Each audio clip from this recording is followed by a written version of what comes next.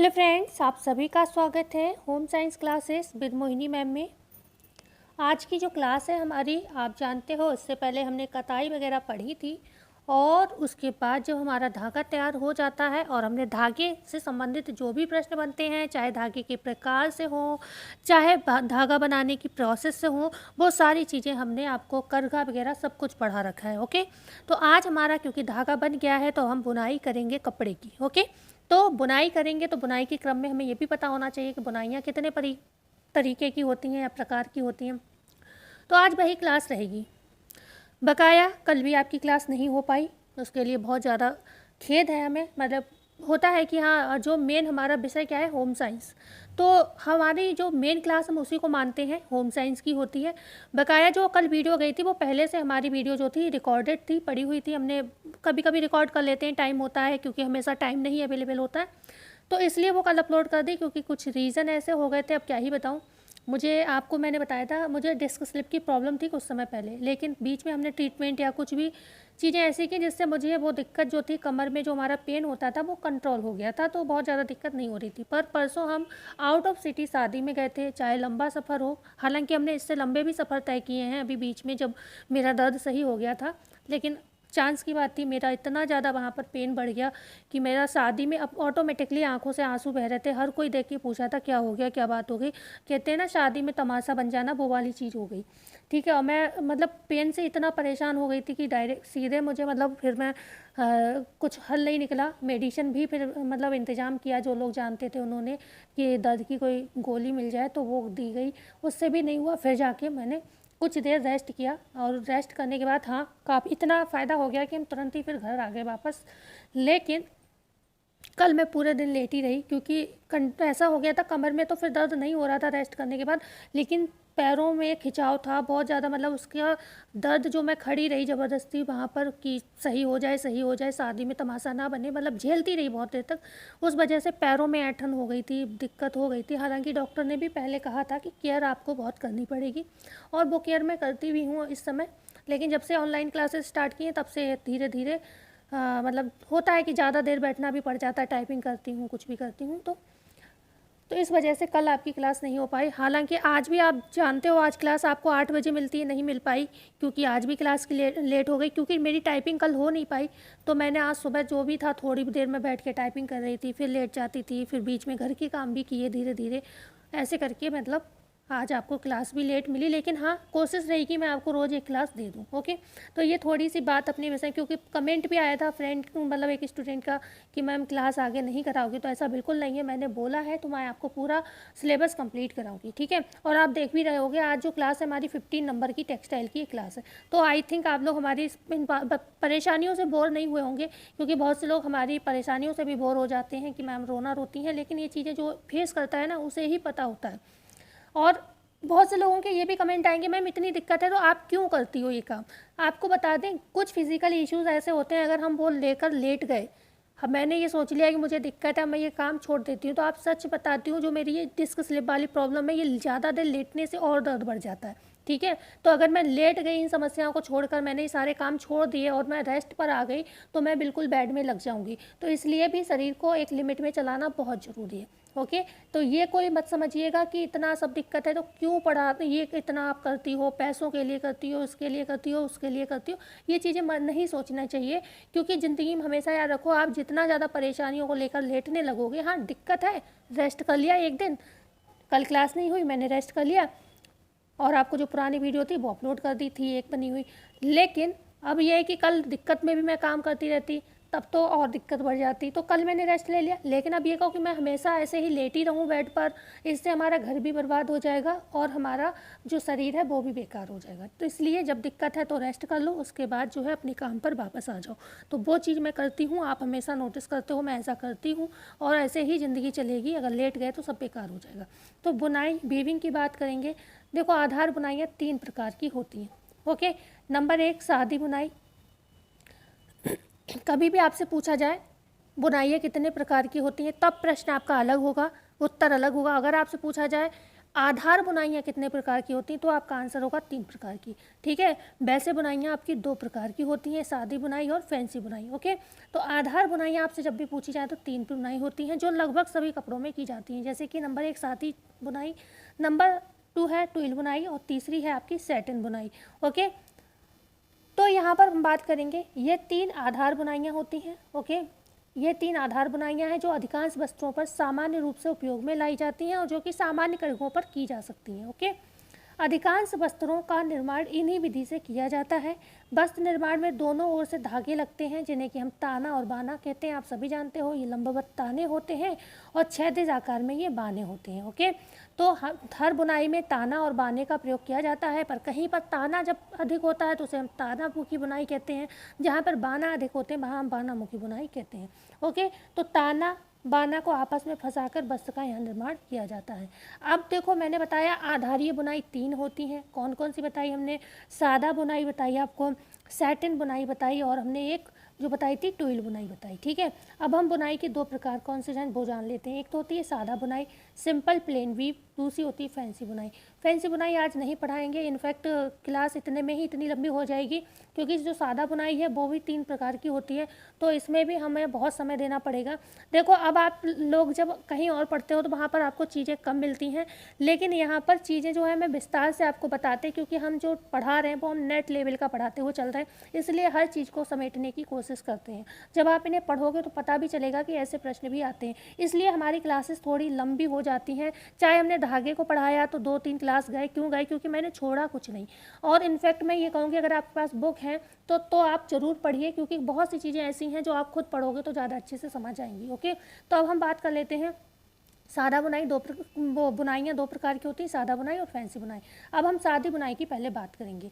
जो सादा बुनाई होती है, सादा बुनावट को सूती, टफेटा या टेबी बुनावट भी कहा जाता है। मतलब आपसे अगर पूछा जाए सादा, कभी कभी आपको सादा बुनाई लिखकर ना मिले, टफेटा, टेबी या सूती बुनावट लिख के मिले, तो आप समझोगे क्या कि सादी बुनाई की बात कर रहे हैं ये लोग। ठीक है, इसमें 1 गुणा 1 का काउंट चलता है। कैसे? एक ही ताना होगा और एक ही बाना होगा। ओके, तो इसमें 1 ताना व 1 बाना का प्रयोग किया जाता है। ये बुनाई सबसे आसान व सबसे प्राचीन बुनाई के अंतर्गत आती है। ठीक है, इसमें क्या है, 1 ताना आ रहा है, देखो 1 ताना, एक मतलब 1 बाना, फिर 1 ताना, फिर 1 बाना, फिर 1 ताना, फिर 1 बाना, फिर 1 मतलब 1 ताना, फिर 1 बाना। ठीक है, तो बराबर ही ये चल रहा है, मतलब 1 ताना 1 बाना, तो इसको हम सादी बुनाई कहते हैं। इसके उदाहरण पूछे जाएं तो वस्त्र के उदाहरण अभी हमने बताए, चाहे इनको टेबी बुनाई कह लो, ठीक है, या फिर इनको मतलब वस्त्र का प्रकार कह लो। वस्त्र के उदाहरण है कैलिको, टेबी, टफेटा, टेबी, बायल और मलमल। तो नॉर्मल कपड़े जो होते हैं सादा बुनाई के बनाए जाते हैं। सादा बुनाई में बहुत कुछ पढ़ने के लिए है। अगर आपसे पूछा जाए सादा बुनाई कितने प्रकार की होती है, तो ये भी 3 प्रकार की होती है। आधारीय बुनाई भी 3 प्रकार की होती है, सादा बुनाई भी 3 प्रकार की होती है। जैसे कि एक है संतुलित सादी बुनाई, दूसरी है असंतुलित सादी बुनाई, अभी हम इनको जानेंगे डीपली क्या है, और तीसरी है भिन्नता वाली सादी बुनाई। जैसे अब आपसे बात आती है कि आप लोगों को लगता होगा जो रिब बुनाई है वो सादी बुनाई से अलग कोई बुनाई है, ऐसा नहीं है, ये सादी बुनाई का ही प्रकार है, लेकिन असंतुलित जो सादी बुनाई होती है ये उसका प्रकार होता है। इनमें असंतुलन का मतलब ऐसा हो सकता है, या तो बाने की संख्या ताने से ज़्यादा होगी या फिर ताने की संख्या बाने से ज़्यादा होगी, इसलिए एक असंतुलन पैदा हो जाएगा। ठीक है, भिन्नता वाली सादी बुनाई, इसको हम कहते हैं बास्केट बुनाई। मतलब बास्केट बुनाई भी किसका प्रकार है? सादी बुनाई का प्रकार है, लेकिन हम बास्केट बुनाई को भिन्नता वाली सादी बुनाई कहते हैं और रिब बुनाई को हम असंतुलित सादी बुनाई के अंतर्गत रखते हैं। तो आपको यह भी पता होना चाहिए, रिब बुनाई, बास्केट बुनाई जो है वो सादी बुनाई का ही एक प्रकार है। ओके, अब हम बात करते हैं, जो हमने पहला आपको बताया कौन सा, संतुलित सादी बुनाई के जो वस्त्र होते हैं उनकी बात करेंगे। जो संतुलित सादी बुनाई होती है आपकी, वो बहुत पतले से लेकर भारी वस्त्र इस विधि से बनाए जाते हैं। मतलब जो आपका पहला वाला सादी बुनाई की हमने बात की, जो संतुलित सादी बुनाई होती है, इससे आप हल्के से हल्के कपड़े बना सकते हो और जितना भारी चाहो उतना भारी वस्त्र भी बना सकते हो। तो इन तीनों में अगर आपसे पूछा जाए तो आप ये चीज़ मतलब विशेष तौर पर आप कहोगे संतुलित सादी बुनाई से आप किसी भी तरीके का वस्त्र बना सकते हो। सबसे पहले कौन सा आता है संतुलित सादी बुनाई में? पतले वस्त्र, जिन्हें हम सीर वस्त्र भी कहते हैं, सीर फैब्रिक भी कहते हैं। संतुलित सादी बुनाई के वस्त्र में पहला वस्त्र कौन सा हम पढ़ रहे हैं? पतले वस्त्र, क्योंकि इसमें तीनों प्रकार की वस्त्र देखने को मिलेंगे, पतले वस्त्र, मध्यम वस्त्र और जो हैवी वेट वाले वस्त्र होते हैं वो वाले। ठीक है, मध्यम, हैवी और पतले तीनों ही देखने को मिलेंगे। ओके, तो बस सबसे बड़ी चीज़ इसमें क्या होती है, आपको ज़्यादा कुछ नहीं, बस इतना पता होना चाहिए कि कौन सा कपड़ा किस तरीके का होता है। अब आप जाइए बीपीएससी का अभी जो हाल में एग्ज़ाम हुआ था, आई थिंक 23 में जो एग्ज़ाम हुआ था बीपीएससी का 2023 में, तो उसमें एक प्रश्न आया है इसी से, ठीक है। अब आप उस प्रश्न को ढूंढिए आपके प्रैक्टिस सेट में और करके आइए। तो वो यहीं से प्रश्न था कि कुछ हल्के कपड़े का कुछ प्रकार पूछा गया था या फिर मध्यम का प्रकार पूछा गया था। तो वो लोन मतलब आपसे यहाँ पर हम अगर बताएं पतले वस्त्र कौन से होते हैं संतुलित सादी बुनाई के, तो लोन होता है, आर्गेंडी होता है, बटिस्टे होता है। ये अत्यधिक पतले हल्के वजन के और कैसे होते हैं, पारदर्शी या अर्ध पारदर्शी होते हैं। अत्यधिक महीन सूत्रों से ये बनाए जाते हैं, ये नहीं होगा, ये महीन होगा, ठीक है। महीन सूत्रों से ये बनाए जाते हैं, ओके। तो इसी तरीके का या तो ये पूछा गया है कि अत्यधिक पारदर्शी वस्त्र कौन सा है और उसमें परकेल था उदाहरण में, आई थिंक ऑर्गेंडी था, इस तरीके से उदाहरण में थे। या फिर यह पूछा गया है कि सबसे हल्के वजन का प्रश्न कौन सा है, मतलब वस्त्र कौन सा है। क्योंकि ये प्रैक्टिस कराए मुझे थोड़ा टाइम हो गया है और मेरे पास भी इतना समय नहीं हो पाता कि मैं जब टाइपिंग करती हूँ तो बहुत ज़्यादा फिर प्रश्नों को ढूंढूं बैठ के, इतना समय आप जानते हो मैं भी इंसान हूँ, मैं भी हाउसवाइफ हूँ, तो हर चीज़ नहीं हो पाती। तो कुछ मेहनत आप कर लो, इससे आपको क्या होगा, आपकी भी नॉलेज बढ़ेगी, ठीक है। तो मुझे इतना पता है जब मैंने प्रैक्टिस कराई थी तो इससे संबंधित एक प्रश्न आया था। तो आपको यहाँ पर ये क्लियर हुआ पतले वस्त्र कौन कौन से होते हैं। अब हम बात करते हैं जो आपकी संतुलित सादी बुनाई है उसका दूसरा प्रकार मध्यम वजन वाले वस्त्र। मध्यम वजन वाले जो होते हैं, मीडियम वेट के जो फैब्रिक होते हैं, वो परकेल होता है, मसलिन होता है, जिंगम और चैम्ब्रे। ये चार कपड़े जो होते हैं सादी बुनाई के जो होते हैं हल्के वजन मध्यम वजन के, परकेल, मसलिन, जिंगम और चैम्ब्रे। अब आपसे ऐसे डिफरेंस पूछा जाए कि निम्न में से कौन सा मतलब मध्यम वजन का वस्त्र है, तो आप मान लो चार ऑप्शन दिए हैं, लोन दिया है आपका, ऑर्गेंडी दिया है, बटिस्टे दिया है, मान लो एक परकेल दिया है, तो कौन सा हो जाएगा मध्यम वजन का, परकेल है, ठीक है। तो ये आपको याद होंगे तभी आप आंसर कर पाओगे, ओके। तो इस तरीके से सोच के चलो और चीज़ों को अच्छे से पढ़ो जिससे कि जो भी एग्जाम है पहली बार में क्लियर हो जाए। सूटिंग वस्त्र, तीसरा वस्त्र आता है सूटिंग वस्त्र। किसका, सूटिंग वजन जो वस्त्र जो होते हैं वो भारी वजन वाले वस्त्र होते हैं, ये ध्यान रखिएगा। शूटिंग वस्त्र पूछा जाए, भारी वजन के वस्त्र पूछा जाए तो आप यही समझोगे कि सादी बुनाई के भारी वस्त्र की बात चल रही है, इसको हम सूटिंग वस्त्र भी कहते हैं। ये अपेक्षाकृत भारी होते हैं। इसमें भराव का सूत्र जो होता है सामान्यतः ताने के सूत्रों से बड़े होते हैं। जो भराव मतलब जो भराव का मतलब क्या हो गया, बाना का सूत्र हो गया, बाने से ही भराव किया जाता है। तो भराव का जो सूत्र होता है ताने के सूत्रों से बड़ा होता है क्योंकि इनमें थोड़ी सी कम ऐंठन दी जाती है।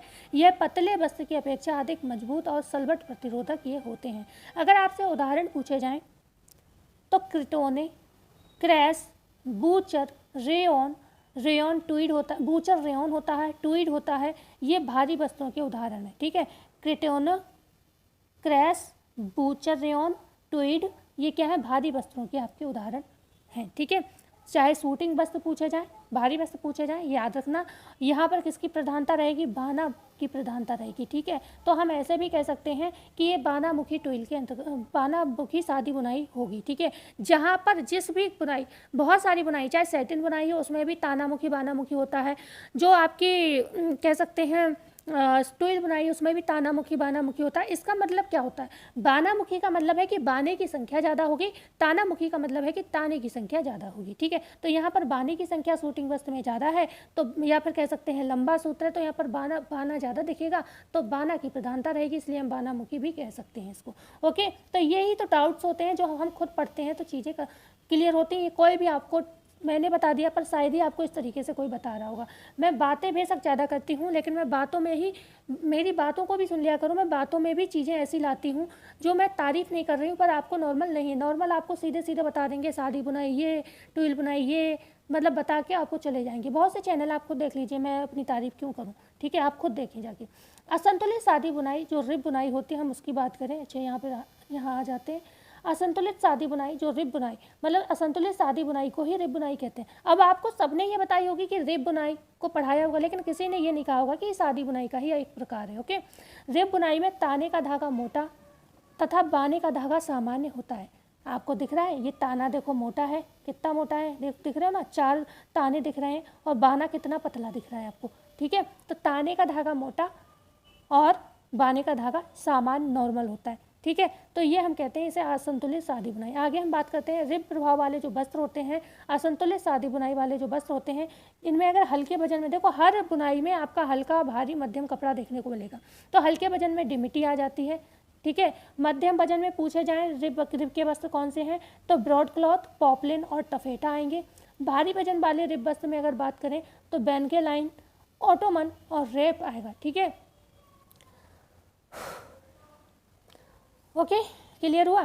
तो भारी वजन वाले रिब वस्त्र में बेनके लाइन, ऑटोमन और रेप, ये 3 वस्त्र आएंगे। तो इतना आप देखो, कुछ चीज़ें देखते चलिए और नोट जरूर करिएगा, कर लीजिएगा। भिन्नता वाली सादी बुनाई में जैसे कि अब हम बात करते हैं बास्केट बुनाई की।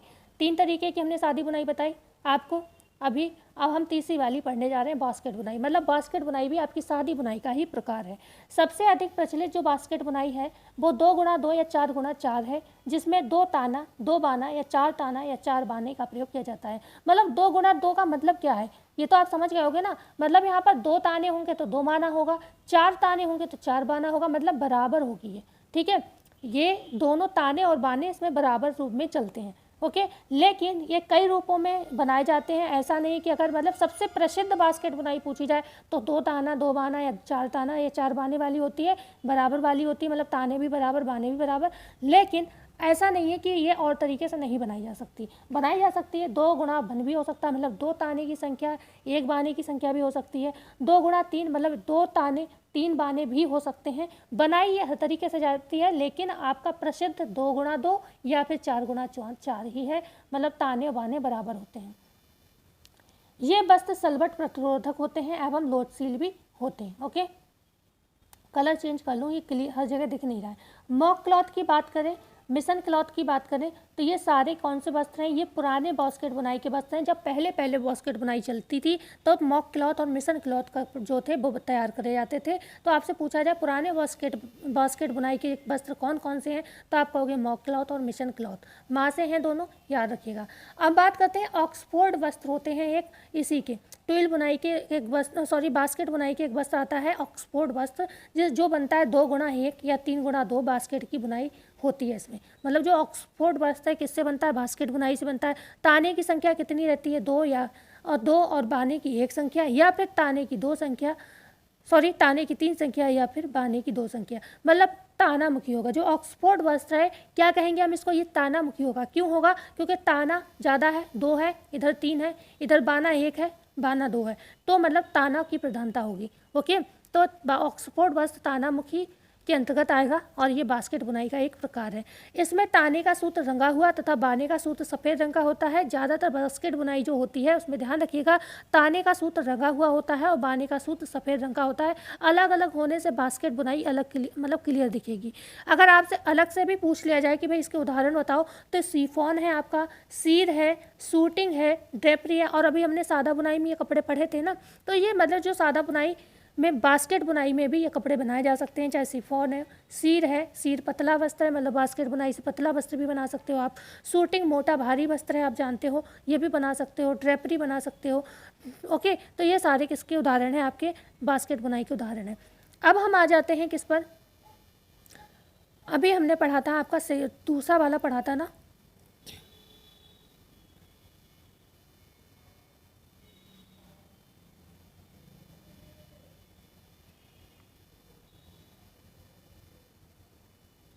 अच्छा हमने बताई थी आपको 3 आधारीय बुनाई होती हैं, जिसमें हमने पहला कंप्लीट कर लिया, ओके।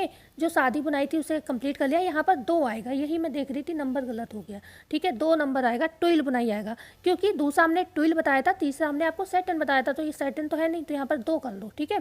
सैटिन नहीं है, अभी सैटिन की बात हम अगली क्लास में करेंगे, क्योंकि ज़्यादा टाइपिंग हम कर नहीं पा रहे थे, हमें दिक्कत हो रही थी, ओके। और फिर वही बातें जानते हो, घर में सब गुस्सा होते हैं तो वो भी नहीं अच्छा लगता है। तो यहाँ पर हम बात करते हैं ट्विल बुनाई की, ये दूसरा प्रकार है। ट्विल बुनाई क्या होती है इसके बारे में बात करते हैं। इसमें पहले ताना दूसरे बाने से जुड़ा होता है और तिरछा प्रभाव देता है। जो ट्विल बुनाई होती है ये तिरछी प्रभाव वाली बुनाई कहलाती है, ठीक है।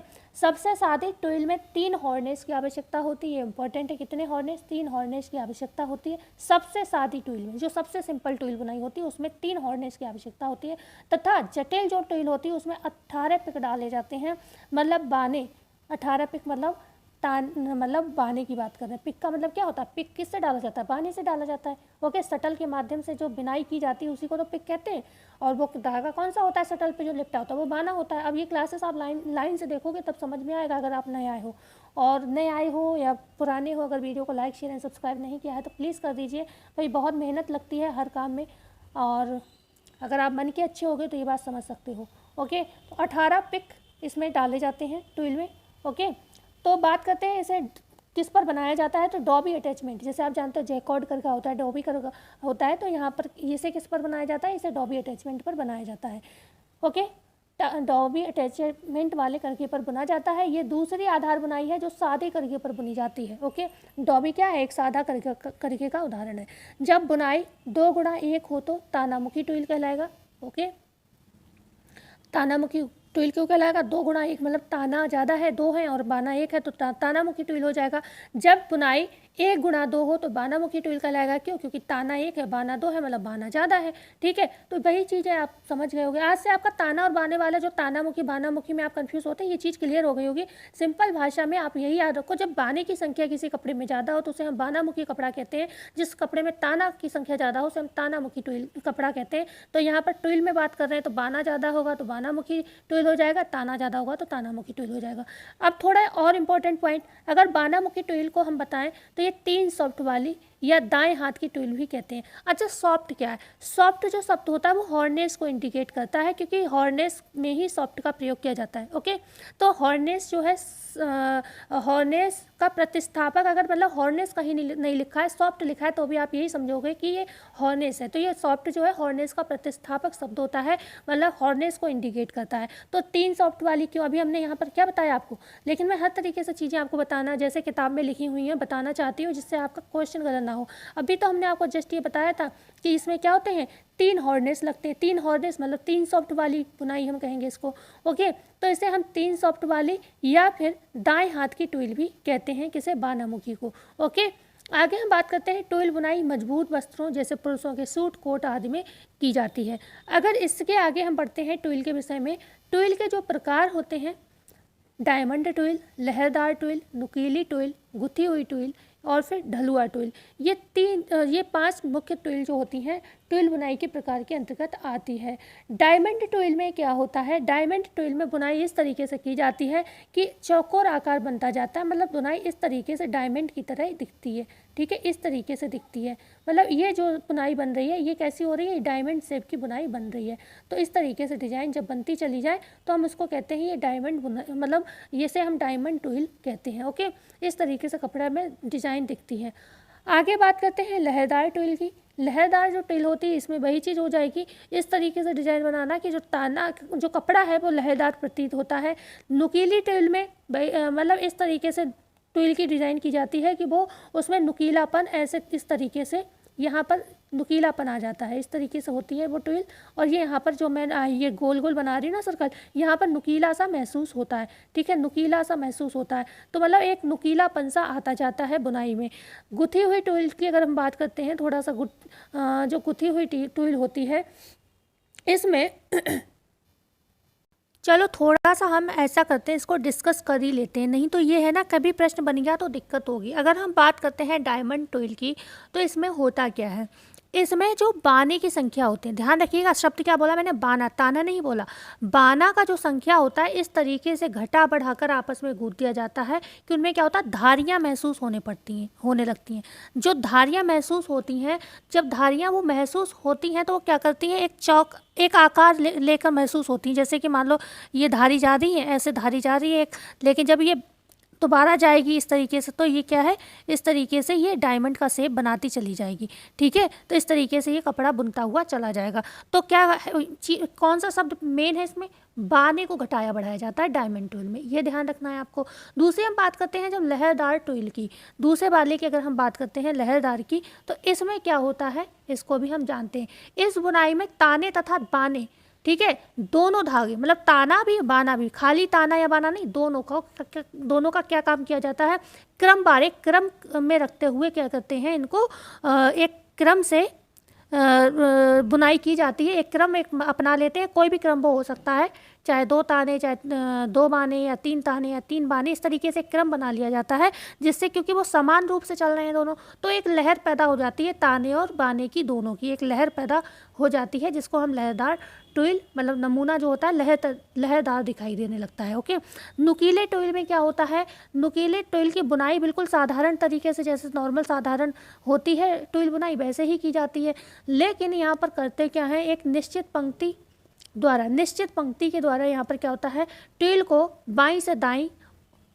में चेंज कर दिया जाता है। मतलब मान लो नॉर्मल हो रहा है, नॉर्मल काम चल रहा था, लेकिन फिर क्या किया, एक निश्चित पंक्ति पर इन्होंने क्या किया, बाएं से दाएं घुमा दिया उसको। ठीक है, मतलब उसकी क्या की, दिशा बदल दी। जब दिशा की बात हो कि दिशा किस में बदली जाती है, तो दिशा नुकीली टुइल में बदल दी जाती है, जिससे क्या होता है, विपरीत आकार की टुइल तैयार हो जाती है। तो अगर आपसे पूछा जाए विपरीत आकार की टुइल कैसे किस में बनती है, तो वो नुकीली टुइल में बनती है, और वहीं पर जब वो विपरीत दिशा में जाता है तो एक नुकीला शेप बन जाता है, इसीलिए हम इसको नोक वाली या पॉइंट वाली टुइल भी कहते हैं। ओके, गुथी हुई टुइल की अगर हम बात कर लेते हैं, गुथी हुई टुइल, तो ये भी बिल्कुल साधारण तरीके से बनाई जाती है, लेकिन इसमें जो बनने वाला कोण होता है, जो भी टुइल को जब भी चेंज किया जाता है, जब भी बनाया जाता है, किसी भी ताने बाने में कोई चेंज किया जाता है, तो ये ध्यान रखा जाता है जो कोण बनेगा वो 45 से अधिक नहीं होना चाहिए। मतलब 45 डिग्री से अधिक कोण इसमें नहीं बनना चाहिए। मतलब जो गुथी हुई आपकी टुइल है उसमें एक ही पॉइंट आपको याद रखना है कि 45 डिग्री से अधिक कोण की अगर पूछी जाए कौन सी टुइल नहीं बनाई जाती, तो वो गुथी हुई टुइल नहीं बनाई जाती। इसमें जो कोण बनता है वो 45 डिग्री से कभी भी अधिक नहीं होना चाहिए। अब हम बात कर लेते हैं ढलुआ टुइल की। ढलुआ टुइल क्या होती है? अच्छा, ये जो 45 डिग्री से अधिक नहीं होना चाहिए, ढलुआ टुइल के विषय में नहीं है, ये गुथी हुई टुइल का है, ये धोखे से यहाँ पर मैंने लिख दिया है। ओके, बात कर लेते हैं किसकी, ढलुआ टुइल की। ढलुआ टुइल क्या होती है? यहाँ पर अगर हम बात करते हैं तो एक बाने को छोड़कर, मतलब एक बाना और 4 ताने का प्रयोग किया जाता है, उसको हम ढलुआ टुइल कहते हैं। मतलब ये बाना ताना प्रमुख होती है, क्योंकि बाना इसमें बहुत कम होता है। अगर 4 ताने होंगे तो एक बाने का यूज़ किया जाएगा, मतलब 4 ताने डाले जाएंगे, ओके, तब एक बाना गुजरेगा। ऐसे मान सकते हो, मान लो ये आपको दिख रहा है, तो यहाँ पर 4 ताने जब आएंगे,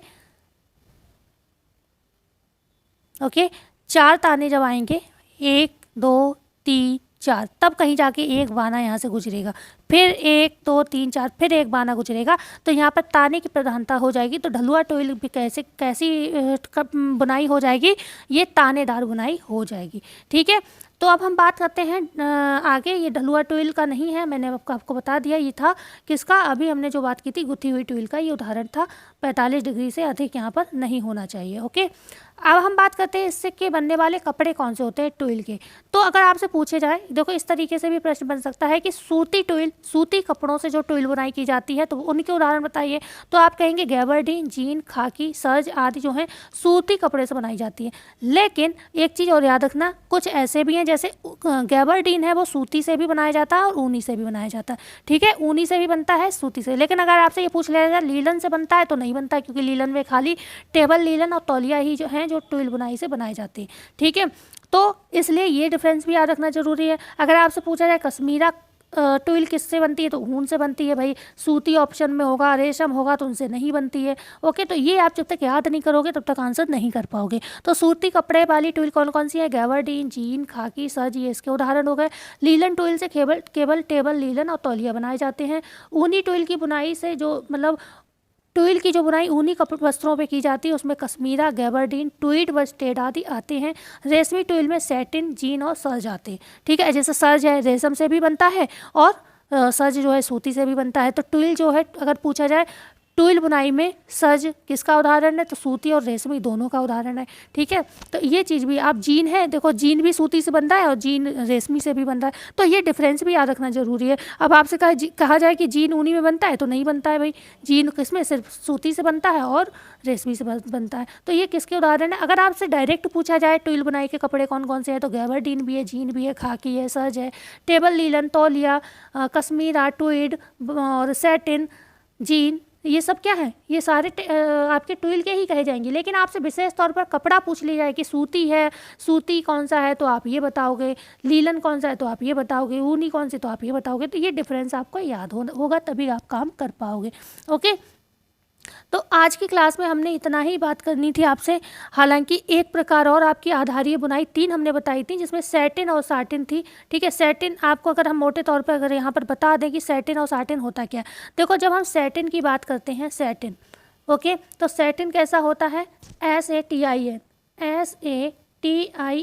तो यहाँ पर क्या आई आ रहा है, तो ये ताना प्रधान होती है। सैटिन हमेशा ताना प्रधान होती है। आई लंबा जा रहा है ना, तो आप ध्यान रखो, आई क्या होता है, ताना प्रधान कपड़ा होता है, उसे हम सैटिन बुनाई कहते हैं, जहाँ पर ताने ज़्यादा लिए जाते हैं, ताने की प्रधानता हो। अब आपसे पूछा जाए साटिन, एक प्रश्न ये आया भी था लास्ट आपकी TGT के एग्जाम में, आई थिंक आया था। साटिन पूछा जाए तो साटिन में क्या आया, ई आया। अब ई किस में जा रहा है, चौड़ाई में, मतलब आप ऐसे करोगे तो बाना जा रहा है। बाना लग रहा है, नहीं लग रहा है, ये ताना ये है, बाना ये है। तो यहाँ पर क्या होती है, बाने की प्रधानता होती है। मतलब ई कैसे चौड़ाई में जा रहे हैं ना, आई लंबा जा रहा था तो ताना हो गया। तो ऐसे आप ये ट्रिक भी मतलब इस ट्रिक का भी उपयोग करके आप आंसर अच्छे से कर सकते हो। तो यहाँ पर अगर बात की जाए, जो साटिन होती है बुनाई, वो कैसी होती है, तो वो बाना प्रधान होती है, उसमें बाने की प्रधानता होती है। ठीक है, तो यही दोनों का डिफरेंस होता है। बकाया जो इंपॉर्टेंट इसके कपड़े वगैरह जो हैं, वो भी हम अगली क्लास में बात कर लेंगे। लेकिन 3 आधारीय बुनाई थी, जिनकी हमने अभी 2 की बात की है। साटिन हम कल की क्लास में पढ़ेंगे, और उसके बाद जो फैंसी बुनाइयाँ हैं वो भी रह जाएंगी, हम उनकी भी बात करेंगे। तो मिलते हैं कल नई वीडियो में नई जानकारी के साथ। हालांकि आज अगर तो आधी क्लास अच्छे से हो जाती और मतलब थोड़ा पढ़ा देते तो कल ये टॉपिक आई थिंक कंप्लीट हो जाता। लेकिन अब मुझे ये लग रहा है इसकी 3 वीडियो बनेंगी, बस यही थोड़ा हो गई, क्योंकि टाइपिंग करने का टाइम ही नहीं मिल रहा था, और जो टाइम मिल रहा था उसमें तबीयत भी गड़बड़ थी। तो मिलते हैं नई वीडियो में नई जानकारी के साथ। जब तक के लिए धन्यवाद।